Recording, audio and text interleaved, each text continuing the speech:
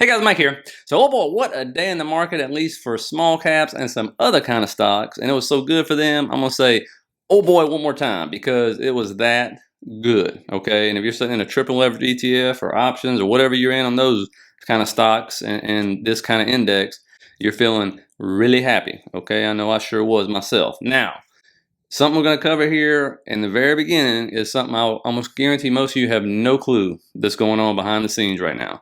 When it comes to the banking system, liquidity, all this other stuff, remember, liquidity, sentiment, drives breadth, okay? And that's what you see happening right now, okay? So I'm going to keep you updated whether you like it or not on rotation. If it continues, we're going to keep talking about it. I'm going to visually show it to you so you can see it, and that way if it switches, then you'll know, it's going the other way. But you need to know where money is coming from and where it's going to, right? That's kind of the whole point in this channel, which I've been trying to do. And then in Sunday's video, we're going to go in the detail charts to set us up for the week, okay? So let's just get right into, because some of you might be really surprised about this. I know I was when I first discovered it. And again, if you're a member, you already got this stuff, you can skip this part, all right? It's already in the Discord for you. Now, what's banks doing? All of a sudden, they were tightening for months and months and months. All of a sudden now, though, tightening is decreasing. Net percentage of large domestic banks tightening standards for commercial and industrial loans to small firms. See how it's going down? That is the tightening standards loosening up. Okay, this is very important to understand this because they had been tightening, which makes it tougher. When they're tightening, it makes it tougher for small firms and large firms and all this stuff to get money to run. And of course, I think it's a third, if not more than that, are zombie companies when it comes to these small caps and stuff. So they have to get money to just stay alive. Just let me put it that way. And you can see as it's going up, that usually runs into a recession. It's usually what causes the recession, to be honest with you. Now, you got net percentage of large domestic banks tightening standards for credit card loans. That is going down now, okay? Then we come over to this one, net percentage of domestic banks tightening standards for commercial and industrial loans to small firms. And so this is all banks, not just the large ones. And you're seeing that decrease. This has to do with the Fed stepping in and saving all the regional banks. That's what that has to do with. Then you have net percentage of domestic banks tightening standards for commercial real estate loans with construction and land development purposes. That is also decreasing now. And we come over here. Last one, net percentage of large domestic banks tightening standards for commercial industrial loans to large and middle market firms. That took a steep decline down. And why do you think this is happening? Because mortgage rates are being lowered and this anticipation of the Fed pause is in. Now, what else we got to talk about? High yield CDS spreads, okay? You can see at the top, I would say pause this honestly and try to read this. I'm going to try to read it out for you if you can't see that.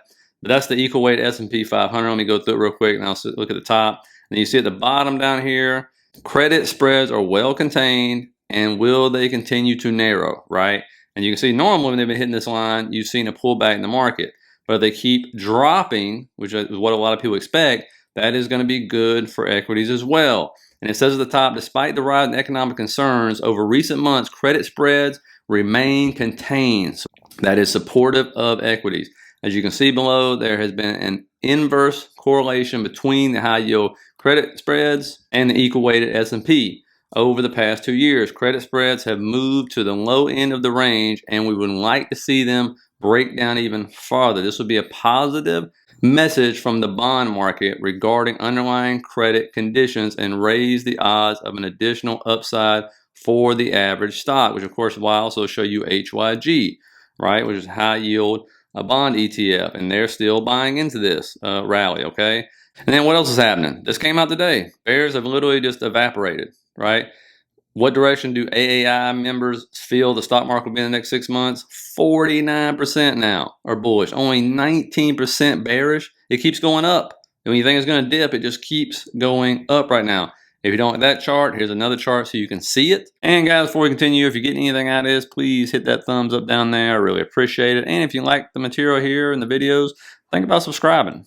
And when this happens, this is sentiment, right? What I tell you about sentiment is very powerful. One of the top 3 things that moves the markets. Not how much they make in profit and margins and all that crap. That would be nice, but that is not what it is right now. It is this kind of stuff right here. And you can see now it's at the same level it was back like early 2018, I think that is. And then, of course, what does this do? The S&P had one of its best performance in history. Only 4 other times Did it do better? And this chart goes all the way back to 1928. So that is crazy to think. I mean, if you would have asked people at the beginning of the year, even me, there's no way I would have said it's going to put in one of its best performances of 2023. But it's the 5th best performance in history. And of course, what is leading to this? It's all about the rotation. That's what you see happening right now. That's why the S&P had that kind of performance, because it has many different sectors in it, right? What makes up the NASDAQ 100? Mostly it's just 7 to 10 stocks, right? And so what are you starting to see? The leaders, when it comes to daily performance, weekly performance, that kind of stuff, are starting to become laggers when it comes to percentage as far as what they're doing here, right? And so what I mean, again, you have to start tracking this stuff. Put it on your chart. Easily today, the RSP and the QQEW outperformed the SPY and QQQ. I mean, this RSP outperformed the SPY by double. The QQEW doubled what the QQQ did. And the RSP, for God's sakes, was, what was it, 3 times almost what the QQQ was, right? And if you go back to the last 5 days, so now after the last 5 sessions, if you look at this, look what's at top right there. RSP 2.5% up. The Q's are only up 0.32%. You know, that just lets you know if the equal weighted SPY can outdo the Q's that much, that lets you know that the Mag 7, Mag 10, whatever these stocks are you want to call them, are money's rotating out and rotating into other areas now. How do we know this? That's why we look at the sectors. Look at what's at top right here.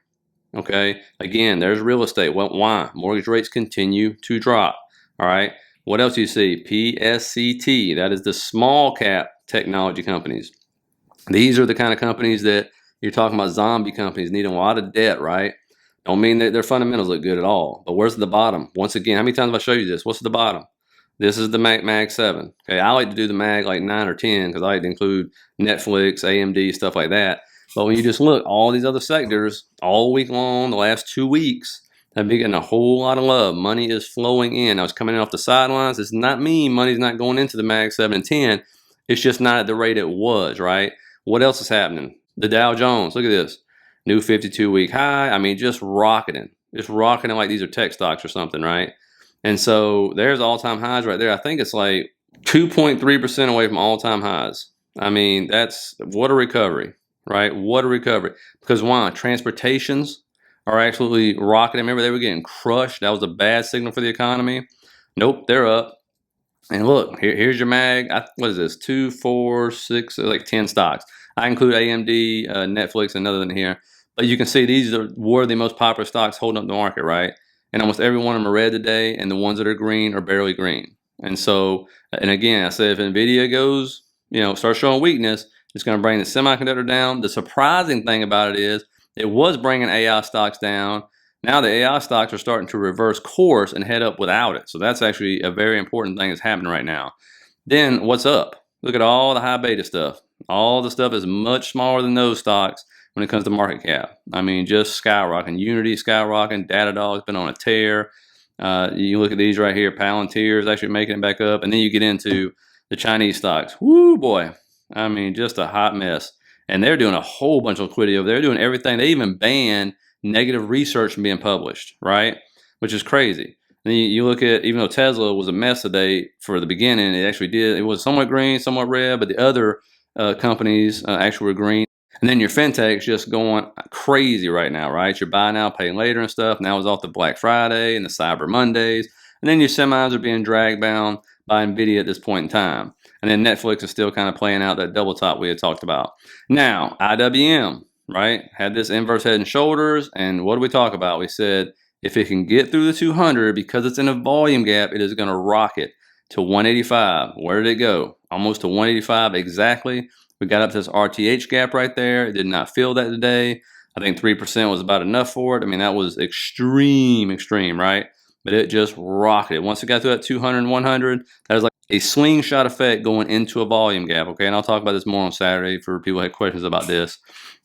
But again, when you look at this, kind of panning out here some, there's that volume gap. Now it's at resistance, right? We talked about this resistance right here around 185-ish in that area right there.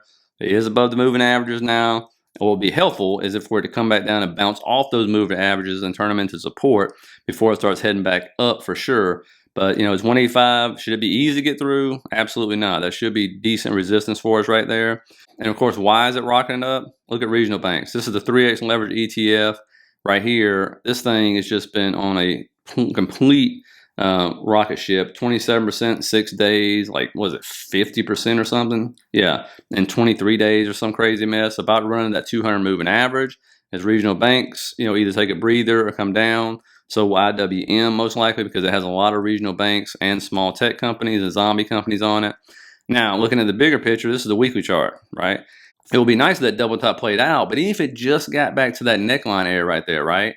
That would be an enormous move, right? That's be 23% in 57 days, right? Just to get there. I don't expect the other one to play out, but especially that right there. But remember, what's the best months for it? November, December, January, February, if that plays out.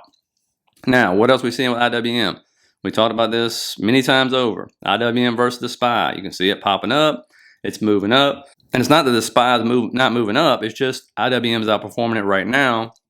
Look at the Qs. Same thing's happening, right? Because the Qs have been struggling just simply because the Mag 7 has been kind of lagging because they've had such just gigantic returns this year.